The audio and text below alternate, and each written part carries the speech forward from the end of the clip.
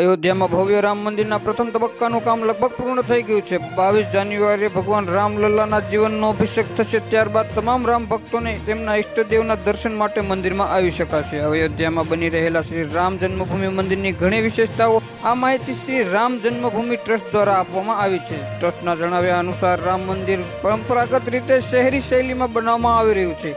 આ મંદિરની લંબાઈ 380 ફૂટ, પહોળાઈ 250 ફૂટ અને ઊંચાઈ 161 ફૂટ હશે। મંદિરનું નિર્માણ 3 માળનું હશે। દરેક માળની ઊંચાઈ 20 ફૂટ હશે। મંદિરમાં કુલ 392 સ્તંભ અને 44 દરવાજાઓ હશે। આવો અમે તમને મંદિરની અન્ય ખાસ વસ્તુ વિશે જણાવીએ। રામ મંદિરના મુખ્ય ગર્ભગૃહમાં શ્રી રામલલ્લા સરકાર દેવતાના બાળ સ્વરૂપ અને પહેલા માળે શ્રી રામ દરબાર હશે। મંદિરમાં 5 મંડપ હશે: નૃત્ય મંડપ, રંગ મંડપ, સભા મંડપ, પ્રાર્થના મંડપ અને કીર્તન સ્તંભો, અને દિવાલો પર દેવી દેવતાઓની મૂર્તિ કોતરવામાં આવી રહી છે। મંદિરમાં પ્રવેશ પૂર્વ બાજુથી થશે। સિંહ દ્વારથી 32 સીડીઓ ચડીને દિવ્યાંગો અને વૃદ્ધો માટે રેમ્પ અને લિફ્ટની જોગવાઈ રહેશે। મંદિરની ચારે બાજુ લંબચોરસ દિવાલ હશે। ચારે દિશામાં તેની કુલ લંબાઈ 732 મીટર અને પહોળાઈ 14 ફૂટ હશે।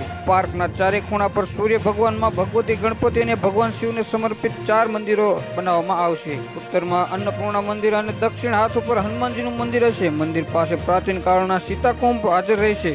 મંદિર સંકુલ સૂચિત અન્ય મંદિરો મહારિષિ વાલ્મીકી, મહારિષિ વશિષ્ઠ, મહારિષિ વિશ્વામિત્ર, મહારિષિ અગસ્ત્ય, નિષાદરાજ, માતા સબરી, ઋષિપત્ની અહિલ્યાને સમર્પિત કરવામાં આવશે।